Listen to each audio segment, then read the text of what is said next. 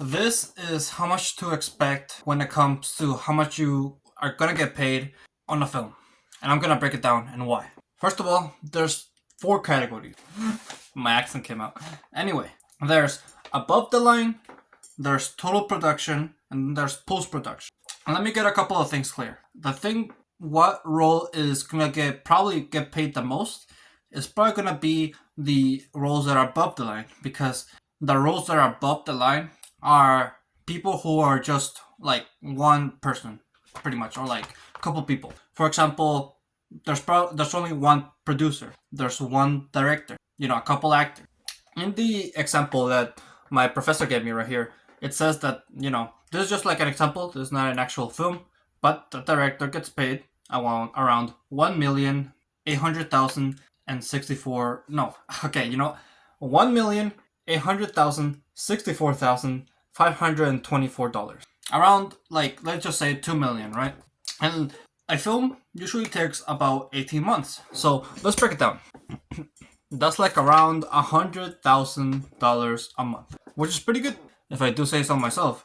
Now, don't get me wrong, getting the director job is a role where you are gonna need a lot of credibility, a lot of experience, and it's not something that you get easily. But eventually, whenever you do work your way up to the role, you're gonna get paid very. Now, here's the interesting part, right? Apparently, on this budget created, casting is around $12 million. Obviously, cast gets paid, I would say, the most, right? Let me check. Yeah, it gets paid the most because casting is what breaks the movie really popular. If you think about, like, for example, The Rock, right? The Rock is internationally well known. Everyone across the world knows who The Rock is. And so the reason why he appears in a lot of movies is because a lot of people recognize them. A lot of people want to watch his movies. They know what they're coming in for. People like familiarity. Obviously, his credibility was not, again, same thing with the director. His credibility was not like, on the spot, he just showed up and everybody knows him. He built that throughout history, right? And now everybody knows him. But since he is much more known on a wider scale, that makes it so he gets paid more. And that's something that I've realized when it comes to, like, people who are insanely rich and people who are just average. I feel like the more popular you are, the more known you are, the more famous you are. I mean, the more money you make, pretty much. Obviously, the more famous you are, right? But the more well known you are, you have more fans, you have more people who would want to see you, who would pay things that you make. That's why a lot of celebrities make their own products, start their own companies, because they already have an audience that's willing to buy for them. And so that just makes that person all the more credible, because since they already make a lot of money automatically already, a studio wanting to get that person on their project is going to be even more expensive, because that person has their own company that they have to take care of, and so their time is more valuable. Therefore, the film has to pay them more. So that's acting. Then what's also above the line, the writer, and the rights usually get paid like around $1 million, at least in this example right here. And I guess I could give you the example that my professor gave me, which was Twilight. And so, first of all, in order to make the movie, they had to buy the rights to the books. And, they did a really smart move where they bought the rights to all of the books. And, before the film was made. Once the film was made, if they bought the books, like the sequels, after the movie was made, the rights would be a lot more expensive. So it's a really good deal that they bought it beforehand, right? So they bought the rights to the book, and then they also paid a screenwriter to adapt the books into a screenplay. So I don't know how much the rights usually cost, but as you can see right here, they paid two people. And you're probably gonna do this most of the time anyway, because what makes a lot of money most of the time is IPs, intellectual properties, which is just stories that have already been told, right? For example, an example of an IP is Alice in Wonderland, The Wizard of Oz, recently, Steamboat Willie, Winnie the Pooh. And yeah, they make a lot of money. For example, there was a recent Winnie the Pooh horror movie, Winnie the Pooh Blood and Honey or something like that. I haven't watched it yet, but I know that it made a lot of money. based on the IP of Winnie the Pooh. It's always safe to use an IP because you already know that it's popular. You already know that people are gonna see it. People want stories like this. People are always into familiarity. So buying an IP can be really profitable. It's also one of the reasons why the films that I make are based on already made films, is because I do want to become successful. I do want to see people want to see my filmmaking skills, see what I can do, my acting as well, right? And I want them to jump over and see my videos, the ones that I talk about here today. That's why I used the Whiplash scene. I also used Weatherby. Weatherby is a film that is, well, I mean, there's only like one film that based on the script. It hasn't really been adapted, and so I'm really glad that it succeeded because yeah, it's nice to get it. It's nice that a not well known film it becomes popular, right? And also makes it so your baseline, like where your starting point, can be a lot more easier. Both the director, writer, just everyone knows the starting point of the story, right? So IPs are very good to buy. I already made a video of how important producers are, but they get paid around $1.5 million. They're really important. You can watch the video that I made about producers, so check that out. Then, lastly, what's above the line is travel and living. Makes sense why it would be so expensive. You have a big ass crew, approximately, I mean, I think approximately, right? Around 1,000 to 500 people working on your project. So you want to make sure they have a place to stay, live, and travel to the set. And, since it's a lot of people, it's going to be really expensive. So that's why it is above the line. Also necessary. Then there's the total production. And to give you an example of what roles are in total production, it would be like transportation, camera, special effects, lighting, set construction, and these can go from the 2 million to the 200,000. Whereas above the line, it was mostly like above a million most of the time, besides transportation, I mean travel and living. But I think this can depend. My professor gave me an example of a film recently that it's called Wicked. I haven't seen it recently. Apparently, it's from The Wizard of Oz. This is an example where set construction went above, had a higher budget. It had the same budget as a role that's above the line. And that's because sets were moving. There was like really nice sets and all that stuff. I haven't seen it, but I've seen like a couple screenshots of the set, and it looks really nice, all things considered. Yeah, based on the movie, obviously your budget's gonna vary. There can be some roles that are built like in total production that can have as the same budget as the ones that are above the line. Most of the time, however, it's probably not gonna be necessary.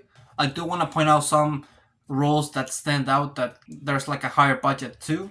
One that I mentioned, of course, is set construction. I guess this also goes with travel and living, but transportation is also really important and expensive. Surprisingly enough, aspects of cinematography are not above the line. They're in total production. And apparently it's because, this is why I think it's in total production, not above the line, but I think it's because the cinematographer, the DP, is apparently, they're not from the start. Obviously, they're chosen by the producer in the pre-production process, but apparently they only have like 1 week to prepare for the actual shooting, whereas the director has to prepare from the start. The producer has to prepare from the start. Casting also has to prepare from the start. The DP apparently is only involved on the production process. Only the production process, not the post or pre, just the production. So that's why I believe it's not in total production and probably doesn't get paid as much as people above the line.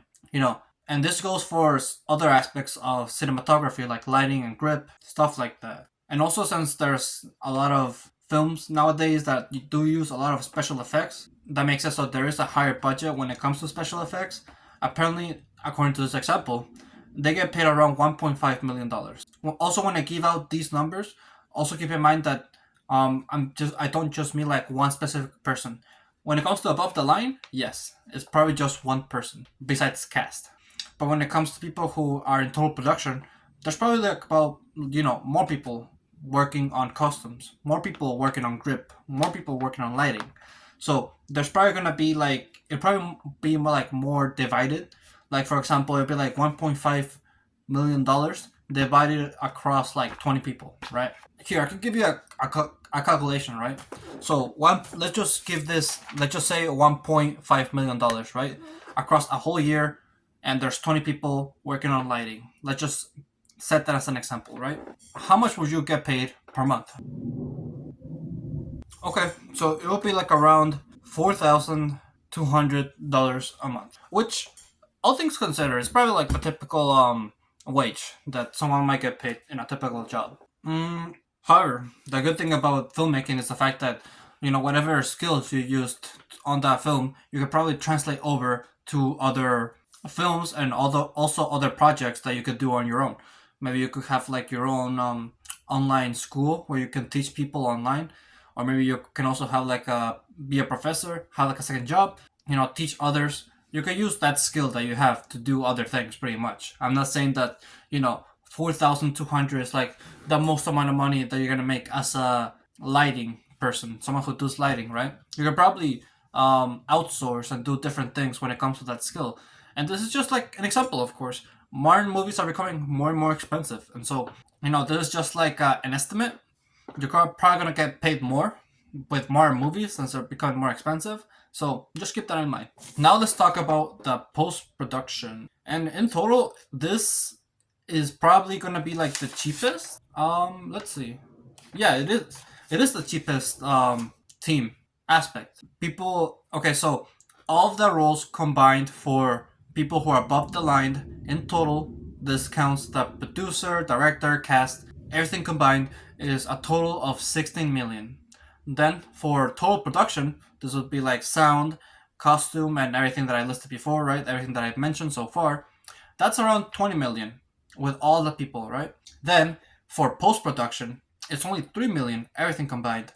And let me just list out everything that's in post production: visual effects, editing, music, sound, titles, stock footage, previews, marketing and all that stuff.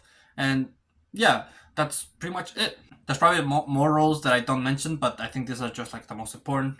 But yeah, it's around like 3 million and, well, it's 3,800,000. So it's probably like around, if you really wanted to round it up, it would be like around 4 million, right? But the reason for it is because you probably don't need a lot of people working on post production as much. You don't really need a lot of editors. You're probably gonna need like a lot of people in sound. If you're doing like an original score, probably it's gonna be more expensive when it comes to music and all that stuff.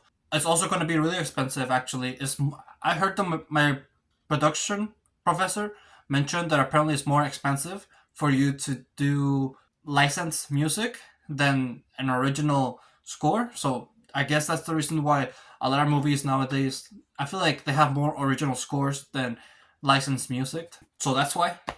But I think this could be a good, like, if you want to be an editor, right?